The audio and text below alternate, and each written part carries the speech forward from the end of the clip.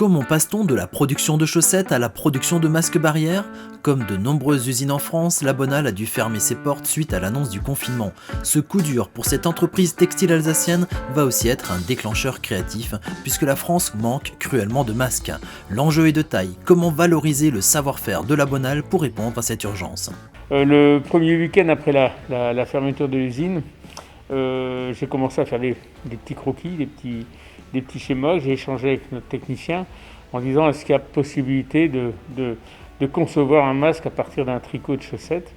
Et on a commencé à découper dans les chaussettes. On a échangé tout le week-end. Le lundi matin, on s'est retrouvés ici. On a fait nos premiers protos. Le premier proto ressemblait déjà au masque qu'on a actuellement. Il y a juste des mises au point au niveau de taille, la taille de l'élastique de l'oreille, etc. Le lundi soir, on lançait quelques essais de portée aux différentes personnes autour dans le cadre de l'usine. Et nous avons lancé le projet comme ça. C'est en ajoutant un masque filtrant produit en France entre la bouche et le masque de catégorie UNS 1 qui va filtrer 99,8% des particules de 3 microns que le masque La Bonal va recevoir la validation de la très stricte DGA, Direction Générale de l'Armement. En parallèle, les personnes en première ligne, gendarmes, caissières, infirmières, ont testé ce masque pour arriver à cette première version aboutie, un produit unique en son genre. Par rapport à ce qu'on trouve sur le marché, c'est un masque entre les deux, puisque on a le support qui consomme de la confection qui limite la capacité en France, qui est le tricot en 3D sans confection, ce qui fait que ça nous permet de produire des grandes quantités. Et la garantie de filtration est apportée par le média filtrant qui lui est jetable. Donc on est entre les deux standards qui existent sur le marché.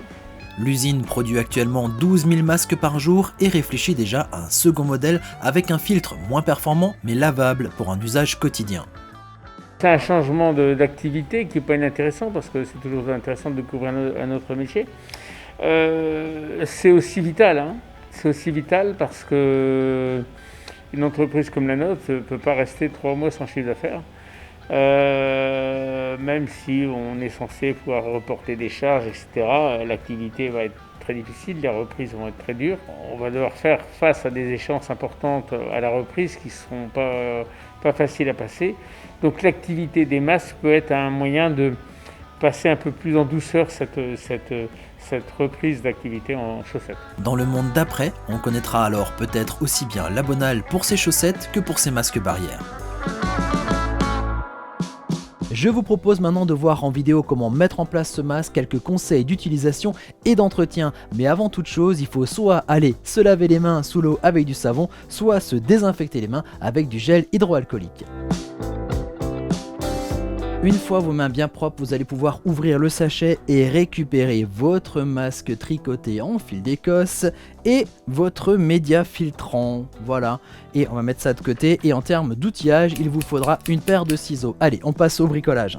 Alors dans quel sens se trouve ici votre masque? Regardez, c'est assez simple. Vous avez une partie ici qui est toute droite et vous avez la partie ici arrondie du masque. En fait ici la partie arrondie c'est l'endroit où va se glisser votre nez par la suite. Donc on est ici en haut et ici sur la partie droite on est en bas du masque. Puis regardez un petit peu ici, là le tricot est en train un petit peu de se retourner et quand on regarde dessous on voit une ligne rouge et c'est cette partie là qu'on va devoir découper pour créer les anses pour passer derrière les oreilles.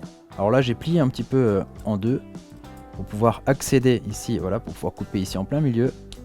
Je coupe par là, tac, je le retourne de l'autre côté et je coupe donc en suivant la petite ligne. Le but du jeu ici c'est de trouver la longueur à laquelle vous serez à l'aise. Voilà, alors en règle générale on peut s'arrêter ici quand ça commence à devenir pointillé, mais si vous avez un visage plus ou moins grand, vous pouvez évidemment continuer à couper jusque sur le long des petits pointillés et donc vous pouvez faire des petits essais réguliers pour voir au niveau des oreilles, au niveau de la longueur, ce qui est le plus confortable pour vous. Alors évidemment vous avez 2 oreilles et donc il faut faire une deuxième fois l'opération pour l'autre côté.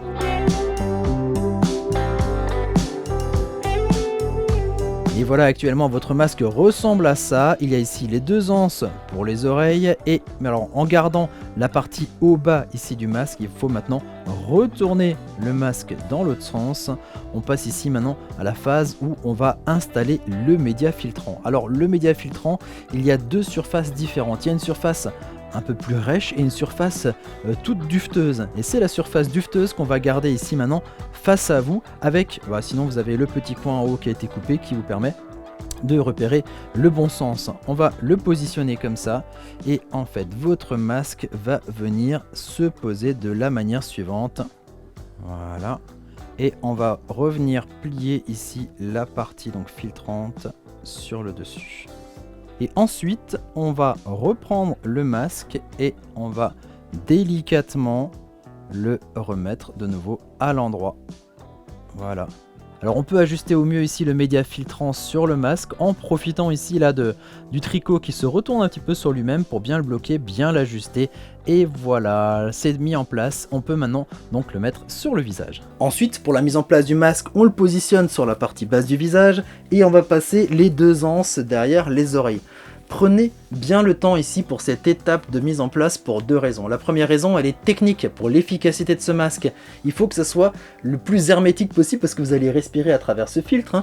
Donc il faut que ce soit hermétique sur les 4 côtés. Donc veillez bien à ce qu'ici ce soit bien en contact avec votre menton et sur le bas du visage.